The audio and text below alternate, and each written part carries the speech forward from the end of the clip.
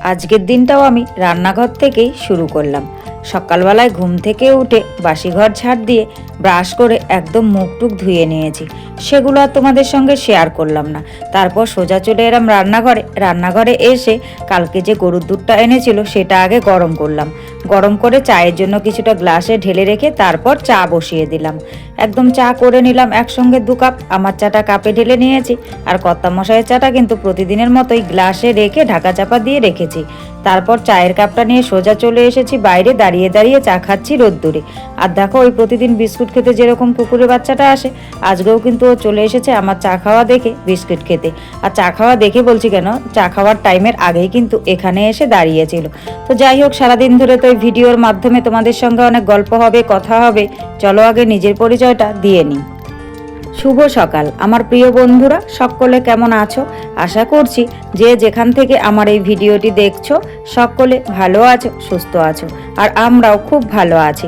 অরুণাচল প্রদেশের এই ছোট্ট পাহাড়ি গ্রাম থেকে আমি মামনির সংসারের আরও একটি নতুন ব্লগে তোমাদের সবাইকে স্বাগত জানিয়ে তোমাদের সবাইকে সাথে নিয়ে আজকের ব্লগটি শুরু করে দিয়েছি। আমি আশা করছি আজকের ব্লগটিও তোমাদের খুব ভালো লাগবে, তাই সম্পূর্ণ ব্লগটি জুড়ে আমার সাথে থাকার অনুরোধ রইল। আজ হলো শুক্রবারের সকাল, আর ঘড়ির কাঁটায় বেলা বেজেছিল সকাল 6টা। সকাল 6টা থেকেই আমি তোমাদের সবাইকে সাথে নিয়ে আজকের ব্লগটি শুরু করে দিয়েছি। যারা নতুন এসেছো, আমার ব্লগটি যদি ভালো লাগে প্লিজ একটি লাইক করে চ্যানেলটি সাবস্ক্রাইব করে আমার পাশে থেকো। আর যারা আগের থেকেই আমার পাশে আছো তাদেরকে আমার অসংখ্য অসংখ্য ধন্যবাদ, আর আমার মন থেকে অনেক অনেক অনেক ভালোবাসা। বেলা কিন্তু অনেকটাই হয়ে গেছে। সকালের খাবার দাবার খাইয়ে যে যার মতো ডিউটি বেরিয়ে গেছে, আমিও আমার মতো কিন্তু ডিউটিতে লেগে পড়েছি। বিছানাটা গুছিয়ে নিয়ে তারপর আমাদের ঘরের পেছনের পাইপটাকে আগে জয়েন করে দিয়ে এলাম, কারণ কাল জল নিইনি, আজ দেখি একদম জল ফুরিয়ে গেছে। জল না নিলে আর কোনো কাজই করতে পারছি না। আসলে যে কোনো কাজ করো নাই কেন জলের প্রয়োজন, জল ছাড়া কোনো কাজই সম্পূর্ণ হয় না। সে কারণেই ভাবছি এখন যেহেতু কেউ নেই, তো আগে জলটা নিয়ে নিই। মানে কেউ নেই বলতে কি, কেউ লাগায়নি পাইপটা আর কি। তো তাই দেখো, আবার বাড়ির থেকে পাইপটা নিয়ে এসে, বাড়িতে বলতে মন্দিরের সামনে এই পাইপটা রাখা থাকে, কারণ এখানে আগে অন্য একটা পাইপ ছিল, সেটা চুরি হয়ে গেছে। চুরি হয়ে যাওয়ার পর থেকে এই পাইপটা যে জল নেই সে লাগিয়ে দিয়ে জল নিয়ে তারপর জল নেওয়া হয়ে গেলে খুলে নিয়ে গিয়ে আবার মন্দিরের সামনে রাখে, কারণ ওখান থেকে চুরি হয়ে যাওয়ার কোনো ভয় নেই। তবে অনেক জায়গায় জয়েন দিতে হয়, ওখানে জয়েন দিয়ে এলাম। তারপর দেখো, এখানে জল শুদ্ধ পাইপটার সঙ্গে এখন জয়েন দিতে হবে। আবার আমাদের ঘরের পিছনেও জয়েন দিতে হয়। জল নিতে গেলে না অনেক ঝামেলা পোহাতে হয় জানো তো। তবুও কিছু করার নেই, জল ছাড়া তো কোনো কিছু করাই যাবে না। তাই পাইপ টাইপ সব জয়েন করে জল লাগিয়ে দিয়ে এলাম। লাগিয়ে দিয়ে এসে এখন জলগুলোকে ভরে নেব। সব কিছুই খালি আছে। ওই বললাম না কাল জল নেওয়া হয়নি, তাই ফিল্টারটাও কিন্তু একদম খালি হয়ে গেছে। আর ফিল্টারে ঢালার মতো জলও ছিল না। সে কারণে প্রথমে বালতি টালটি ধুয়ে আগে জল আমি ফিল্টারে ঢেলে নিলাম, কারণ এখনকার জলের কোনো ভরসা নেই জানো তো। এখনকার বলছি কেন, মানে যে কোনো সময় এখানকার জলের কোনো ভরসা নেই। তাই আগে কিন্তু খাবার দাবারের জলগুলোই ভরা হয়, তারপর বাদবাকি জলগুলো ভরি। তো আগে জল ফিল্টারে ঢেলে নিলাম। তারপর এই যে রান্নাঘরে 2টো বালতি রাখা আছে, এই 2টো বালতি কিন্তু আমি সবসময় জলে ভর্তি করে রাখি, কারণ রান্নাবান্নার কাজে এই জলগুলো ব্যবহার করি। তো ওই বালতিটাই ঢেলে দিলাম। এই বালতিটা একদমই খালি হয়ে গেছে। তো এই বালতিটা এখন ভাবছি তলের জলটা ফেলে দিয়ে সুন্দর করে একটু ধুয়ে টুয়ে নিই। তবে আজ আর মাজবো না, এর আগের দিন মেজেছিলাম, তাই আজ আর মাজেনি, এমনি ধুয়ে নিলাম। ধুয়ে কিন্তু এই বালতিটা এখন জল টেনে টেনে পুরো ভর্তি করব। ভর্তি করার পর বাইরে সিনটেক্সে লাগাবো। তো যাই হোক, ঘরেরগুলো ভর্তি হয়ে গেছে। দেখি জানালাটা এখনও খুলিনি, তাই ভাবছি যে জানালাটা খুলে দিই। আর জলের পাইপটা কিন্তু বাইরে সিনটেক্সে লাগিয়ে দিয়েছি। এখন সিনটেক্সে লাগিয়ে দিয়ে বাদবাকি কাজকর্মগুলো আমি করব। তো পাপোশগুলোকে একটুখানি রোদ্দুরে মেলে দিলাম। কাল কর্তামশাই মাসিক বাজারগুলো এনেছে, তো ওভাবেই রেখেছি। আবার কিছুটা বাজার কিন্তু কর্তামশাই বালতিতে রেখেছে। উনি মানে কি বলতো, সুন্দর করে গুছিয়ে রাখতে পারে না বলে ও এলোমেলো করে রেখে দিয়েছে। তো তাই আজকে এখন ভাবছি যে মাসিক বাজারগুলো গুছিয়ে নিই। আসলে কি বলতো সরি বলতো বলে ফেলেছি কথা বলতে বলতে। যাই হোক, তো মাসের বাজারগুলো যদি সুন্দর করে গুছিয়ে রাখা যায় তাহলে সারা মাস ধরে কিন্তু সুন্দর ব্যবহার করা যায়, আর অপচয়ও কম হয় জানো তো। কারণ যে কোনো জিনিস সামনে থাকলে পরে বেশি প্রয়োজন হয়, তাই কিন্তু আমি এই বালতিটা ব্যবহার করি। মানে কিছুটা বাইরে রেখে দিই, আর বাদবাকি যেগুলো লাগবে না সেগুলো এই বালতিটার মধ্যে দিয়ে ঢাকা চাপা রেখে দিই। যখন সামনেরগুলো ফুরিয়ে যায় তখন আমি বালতির থেকে একটা একটা করে বের করে ব্যবহার করি। আসলে কি বলতো, মাসিক বাজার যদি এভাবে গুছিয়ে ব্যবহার করা যায় না তাহলে বেশ ভালো হয়, মানে কোনো অপচয় হয় না। সেই কারণেই কিন্তু প্রতি মাসেই মাসের বাজার আনার পর আমি সাধারণত এভাবেই সুন্দর করে গুছিয়ে রাখি। আর এই বালতিটা সেই জন্যই আমি ব্যবহার করছি। তো প্রথমে কর্তামশাই বলেছিল বালতি দিয়ে কী হবে, আর তাছাড়া বালতিতে রাখার আরেকটাও সুবিধা আছে, কারণ ঘরে তো খুব ইঁদুরের উৎপাত, যে কোনো সময় কেটে দিতে পারে। বালতিতে রাখলে পরে কাটার ভয়টা অনেকটাই কম, সে কারণেই বালতিতে রেখে দিই। তো এগুলো রেখে টেকে দিয়েছি, এখন মোটামুটি গোছগাছ কমপ্লিট হয়ে গেছে। ভাবছি যে এখন একটু ঘরগুলোকে সুন্দর করে ঝাড়ু দিয়ে নিই, কারণ কোন সকালবেলায় বাসি ঘর ঝাড়ু দিয়েছিলাম, তারপর আর ঝাটফাট দেওয়া হয়নি। মাঝখানে অনেকটা সময় পেরিয়ে গেছে, এখন কিন্তু দুপুর হয়ে গেছে জানো তো।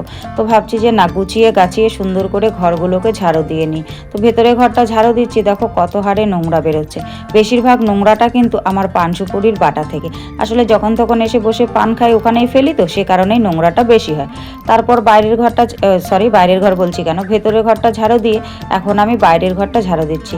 আর চালের বস্তাটা এখন আর ও ঘরে নিয়ে রাখবো না, কারণ ওই চালের ড্রামটাতে অল্প চাল আছে, সেটা ফুরিয়ে গেলে কিছুটা ঢেলে তারপর চেয়ারের উপর রাখবো।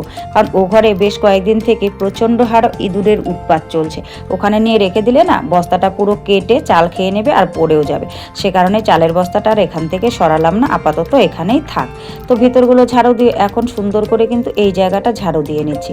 আর এই যে জুতোগুলো দেখছো, যতই আমি গুছিয়ে রাখি তবুও জুতোগুলো অগোছালো হয়েই পড়ে থাকে। আসলে মানে মেয়ে যেভাবে পায়ে দেয় এখানে এনেই রেখে দেয়, গুছিয়ে যেখানে রাখি সেখানে আর রাখে না।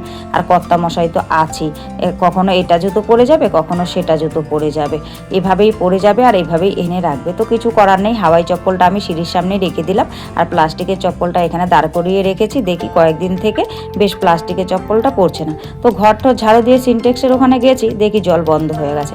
তারপর এই সকলে মিলে এসে জঙ্গলে, আসলে কি বলতো, পাইপ ফেটে গেছিলো জঙ্গলের ভেতরে, তো সে কারণেই জল বন্ধ হয়ে গেছে। এসে জলটা বন্ধ করে তারপর সকলে মিলে দেখো কাজে লেগেছি। আরও অনেকেই আছে, তোমরা দেখলে ওই জঙ্গলের ভিতরে আসলে ওই গাড্ডা দিয়ে আমাদের পাইপটা যায়, তো আর অনেক জায়গায় জয়েন, লম্বা পাইপ নেই, তো জয়েনগুলো না অনেক সময় কি হয়, জলের স্পিডে চাপে খুলে যায়, অনেক সময় এমনিতেও খুলে যায়। তো সেগুলোকে দেখতে হয়। প্রচণ্ড জঙ্গল বলে ভেতরে আমি যেতে পারি না, তাই আমাকে উপরে রেখেছে। আর ওরা 4 জন মিলে একদম জঙ্গলের ভেতরে গেছে, কোথায় কোথায় ফাটছে দেখছে, জঙ্গল সরিয়ে সরিয়ে, আর দা নিয়েছে, দা দিয়ে জঙ্গল কেটে কেটে কিন্তু দেখছে। আসলে এভাবেই কষ্ট করে না আমাদেরকে জল নিতে হয় জানো তো। তারপর ঘরে এসেছি, দেখি এখানে লিক হচ্ছে। আমি এই যে জায়গাটায় কাপড় দিয়ে বাঁধা ছিল, এই জায়গাটায় দেখি পুরো খুলে গেছে জলের স্পিডের চাপে। আসলে মাঝখানে যে পাইপটা লিক ছিল সেটা তো এখন সারিয়েছে, তাই জলটা একটুখানি স্পিডে আসছে, আর স্পিডে আসছে বলে এই জয়েনের জায়গাটা আমার পুরো লিক হয়ে জল পড়ছিল। তো যেহেতু টিউব ছিল, তাই টিউব দিয়ে কিন্তু এই জায়গাটা সুন্দর করে আমি বেঁধে দিচ্ছি। তো এক সাইডে বাঁধলাম, দেখি ওই সাইড দিয়েও পড়ছে, তাই আরেকটা টিউব ছিল, ওটা দিয়েও সুন্দর করে বেঁধে দিলাম। আসলে কি বলতো, পাইপটা তো অনেক জায়গায় লিক, সে কারণেই সুন্দর করে বেঁধে সেঁধে দিলে পরে জল আর লিকেজ হয় না। না হলে জল লিকেজ হয়ে পড়তে পড়তে না একদম আসার সময় অল্প পরিমাণ আসে।